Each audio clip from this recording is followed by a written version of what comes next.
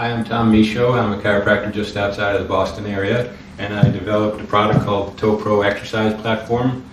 I made this product after I read a fair amount of research that showed the small muscles of the foot and leg are incredibly important, especially the toe muscles, for not just preventing injury, but for improving performance.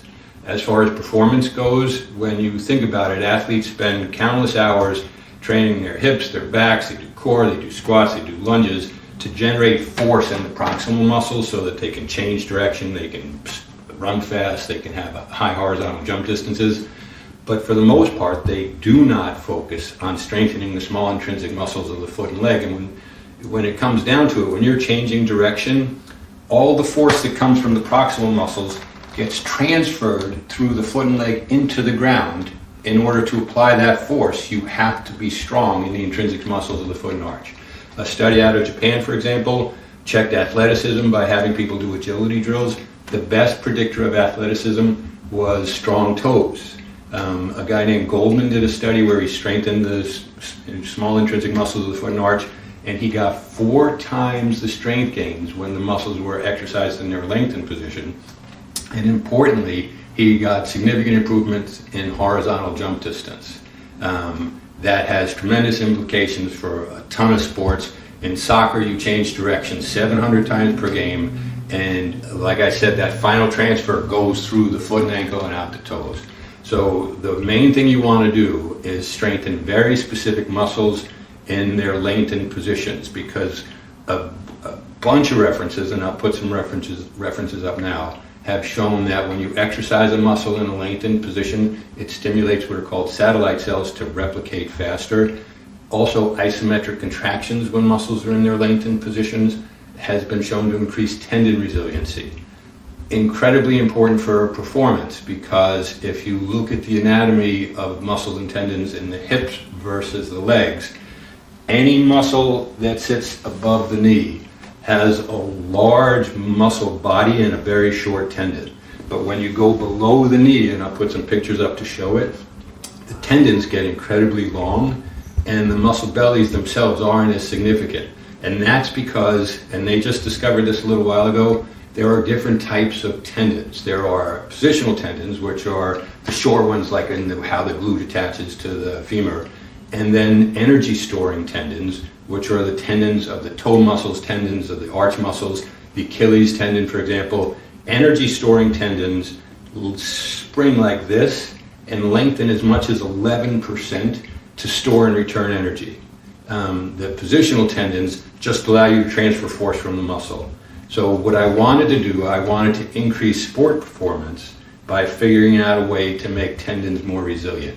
When that research started coming out showing that when muscles are exercised in their lengthened positions, the muscles aren't the only ones that get stronger, the tendons get appreciably stronger.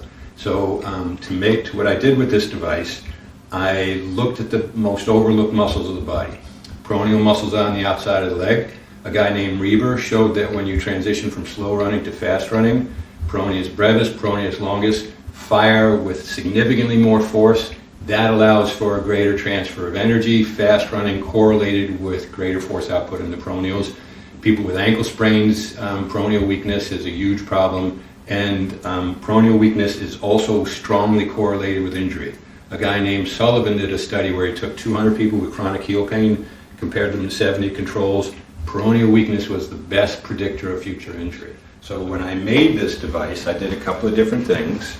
I skived out the bottom of it in through here so that when you're doing your toe exercises, it actually caves in there. It has a different density because it's been skived out. I tilted it to the side to make you fire your peroneal muscles on the outside of the leg.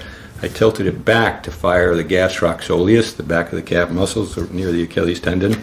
And then I duplicated the angles from the Goldman study where the toes are cocked back in order to allow the muscles to be exercised in their fully lengthened positions.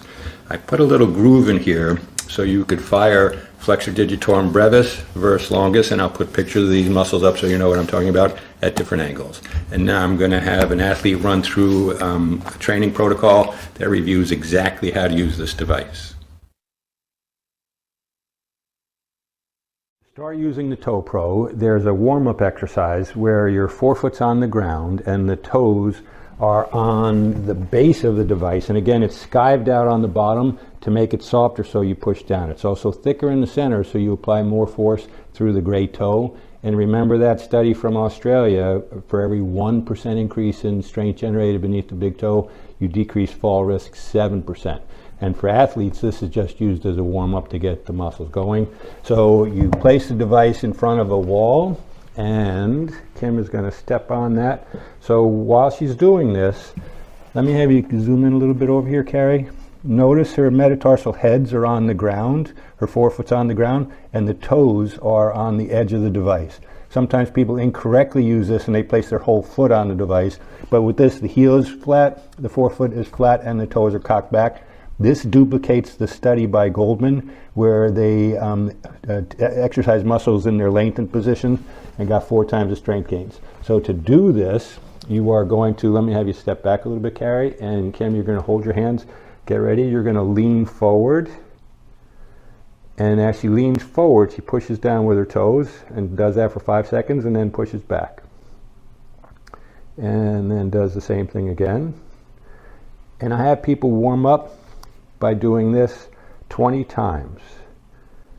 And do it a couple of times. I want to show you something. Carrie, if you can come in and take a close-up shot right where the toes are. You notice as Kim leans forward, you see that little crease that forms in there? There's a muscle called Flexor Digitorum Brevis, and I'm going to put that up on the screen. That muscle attaches to the middle phalanx. The toe is made of 3 bones, and when it's firing properly, you get this little crease that forms.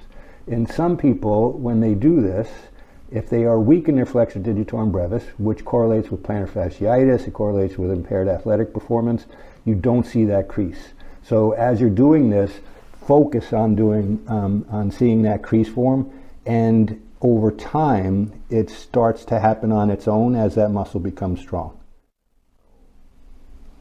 And after doing that 20 times, you progress, and you're very familiar with how to do this. You're going to put your toes in the center crest.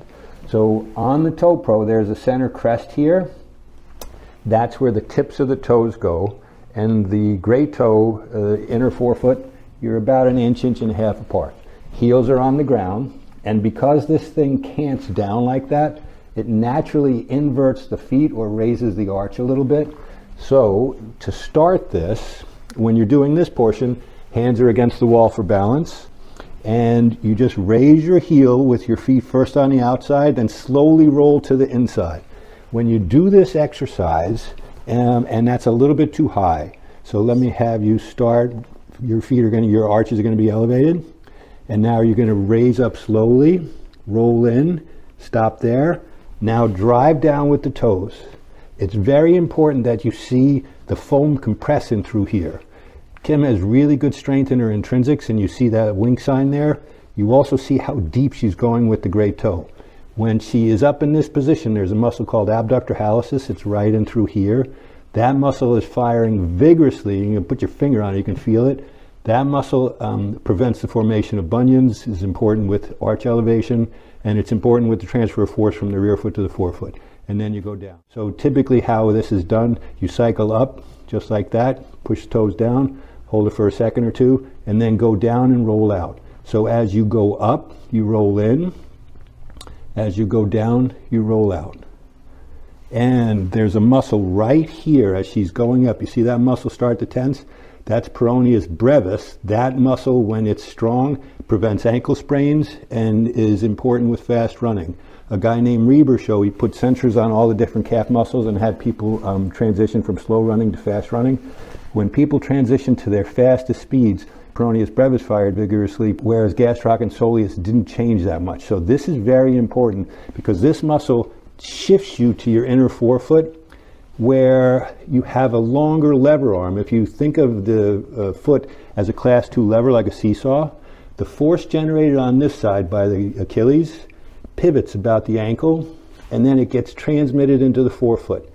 If you're pushing off the lateral side of your foot, the outer side of your foot, it has a shorter lever. It's like someone being on the opposite side of a seesaw and they move back, so you don't get enough propulsive force.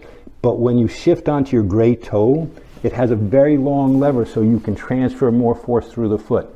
In fact, several studies have shown that the world's fastest sprinters have toes that are a centimeter longer than non-sprinters because they generate more force through the longer toe. You can't make your toes longer, but you can make them significantly stronger.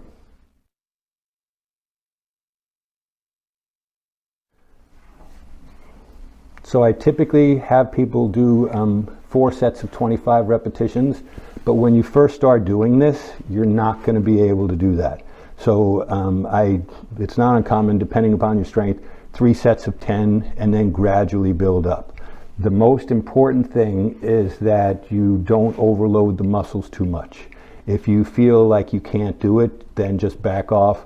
I have people do it 5 times a week to start with, and 3 sets of 10 is pretty typical, and over a period of 3 to 4 weeks they build up to 4 sets of 25. So the first few times you do this, you want to do this with the 4 sets of 25. You want to do 2 sets with the knees straight, 2 sets with the knees bent. So when the knees are bent like this muscle is gastrocnemius, right? It's the only muscle that crosses the knee. When that muscle is, when the knee is bent, that muscle's in a shortened position and it transitions a little more force into the soleus. And let me have you raise up with your knees bent. Still roll in just like you were doing before. This puts more activity, more stress on the soleus. Soleus volume predicts success with marathon running. Soleus weakness predicts Achilles injuries. Soleus also plays a huge role in controlling what's called valgus collapse of the knee. If soleus is weak, the knee collapses inwardly because soleus attaches to the tibia and holds it in a solid place. So to work on the gastroc muscle, so gastrocnemius, it's from the Latin for stomach because the medial gastroc has a curve to it like the shape of a stomach. If you straighten both knees, that's going to fire gastroc more selectively. Gastroc, medial gastroc here is an important muscle with balance.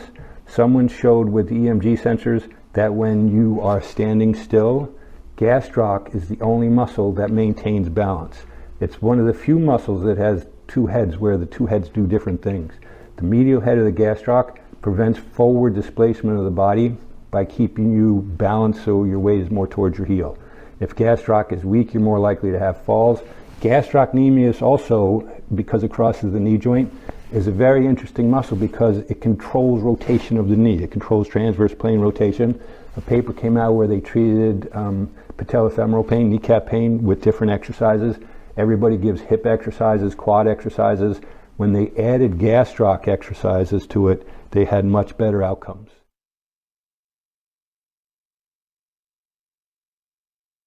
The mistake that some people make when they do this is that, let me have you come down, Kim. Shift your weight out. I've seen a lot of people do this incorrectly. Raise up, but keep your feet pressure. They'll raise up like that, and then at the end they'll roll in. And that is not the ideal way to do it because it doesn't duplicate what happens in real life. So let me have you lower. So as you go down, your feet are going to be inverted a little bit. Your arch is going to be elevated. Then as you raise, you roll in. And the number one thing people don't do properly is they don't push down with their toes. You want to see that foam compressed down. Again, it's skived out under there so that the toes can push down. And when you see that happening, you know you're doing it correctly.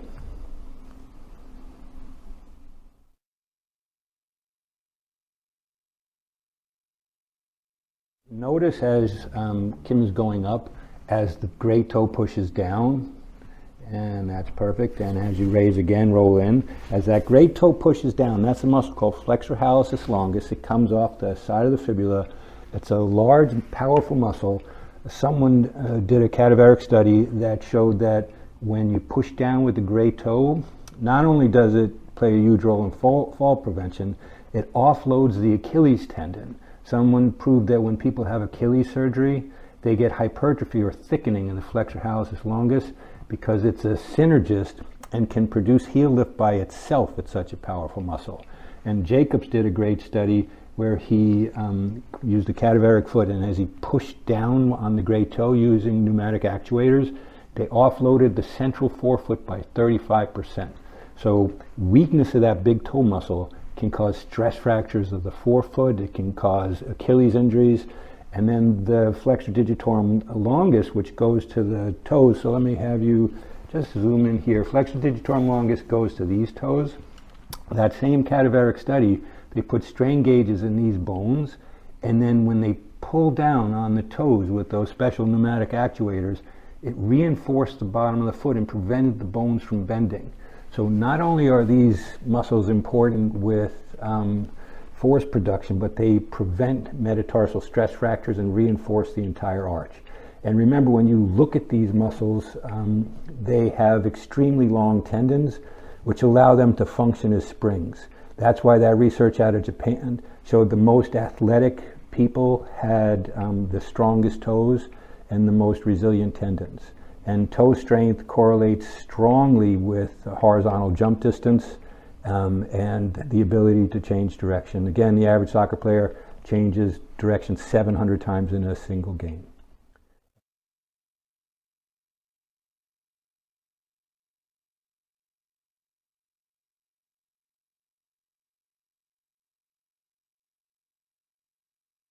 I end this protocol, again, to increase tendon resiliency. I have the person stop 1 centimeter from the ground, and then they'll pull their hands away from the wall and balance.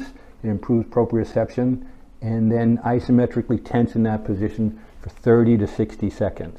That's because research shows that muscles that are isometrically tensed in lengthened positions, you improve tendon resiliency. And tendon resiliency is key, especially in the Achilles, because that muscle stores and returns a huge amount of energy. In fact, a lot of research has shown the world's fastest marathon runners, the Ethiopians and Kenyans, have much longer Achilles tendons than the general population because they get free energy, and you can rest like that.